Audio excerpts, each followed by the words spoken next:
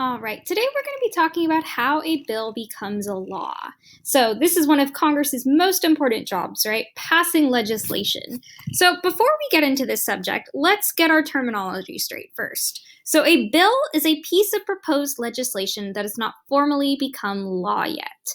A law, on the other hand, is a finished bill. So, it's a piece of legislation that has passed through both chambers of Congress, so both the House and the Senate, has been signed by the president and is now binding. So the way I like to think of this, kind of a dumb analogy, but bills are like cookie dough, right? They're not finished. They haven't gone through the full baking process yet. Laws, on the other hand, are like cookies. They are the finished product. All right. So how many bills become law?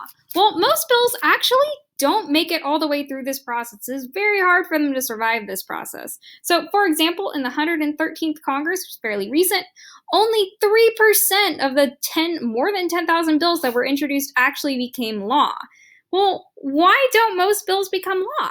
Well, first of all, right, we've already talked about this. It's very hard to get a majority of Congress people to agree on anything, right? They belong to different political parties and they serve the interests of different constituents, right? So the needs of a representative from California are going to be different from the needs of a representative from Nebraska, right?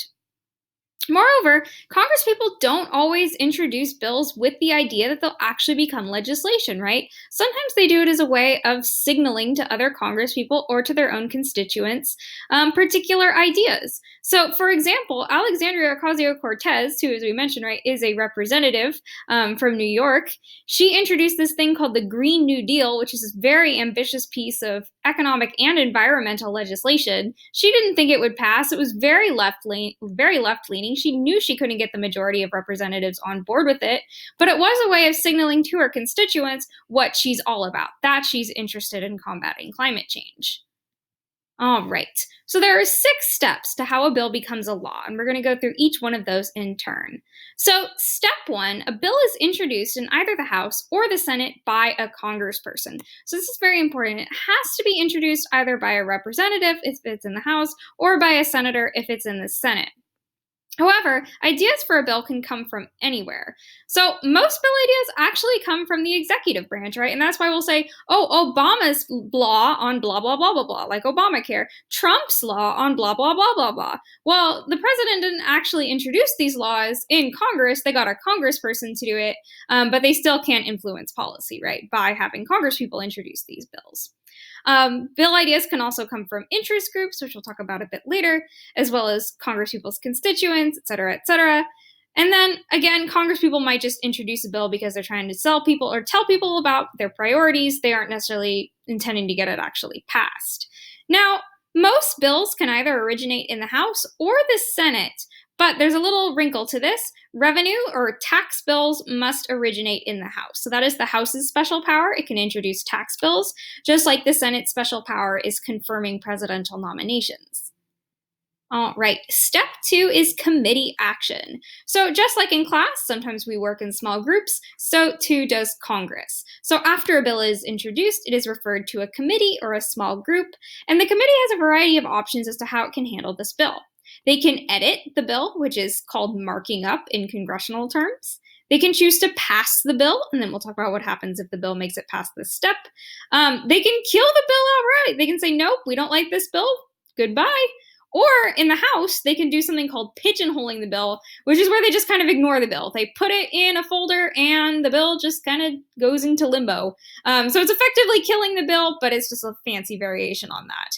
Now, this is the step, committee action, where most bills die. So most bills do not make it out of committee. All right, but if a bill is lucky enough to make it out of committee, then it goes to the next step, which is floor action. And this is where the bill is debated on on the floor of the House or the Senate. So this is where either the full House or the full Senate, or most of the House, debates on the bill and decides whether they think it's a good bill or a not so great bill. Now, in the House, debate is much more strictly controlled. And this is because the House is much larger. So our framers decided, later people in the House decided that they wanted the House to be a little bit more organized. Now the Senate, right, it's a little bit smaller, a lot smaller. It's 100 compared to 435. Debate is freer and has fewer rules. Now, senators also have another option if they don't like the bill, right? They can do what's called filibustering the bill. And the filibuster is basically where senators refuse to allow the bill to be voted on. So they don't vote no, but they don't vote yes either. It used to be in the past that senators would actually have to get up and just talk and talk and talk and talk and talk and talk in order to prevent the bill from being voted on. Nowadays, you can just say, oh, I'm filibustering it, and then people know that we can't actually vote on the bill. All right. Now, if the bill passes, so a majority of senators or a majority of representatives vote yes on that bill, then the bill goes to the other chamber to be voted on. So it has to pass both chambers. It has to pass both the House and it has to pass the Senate. So, for example, if a bill starts in the House and it passes the floor vote in the House, then it goes to the Senate. And vice versa, right? If the bill starts in the Senate, then and it gets voted on and the senators vote to push it to the next chamber, then it goes to the House. All right.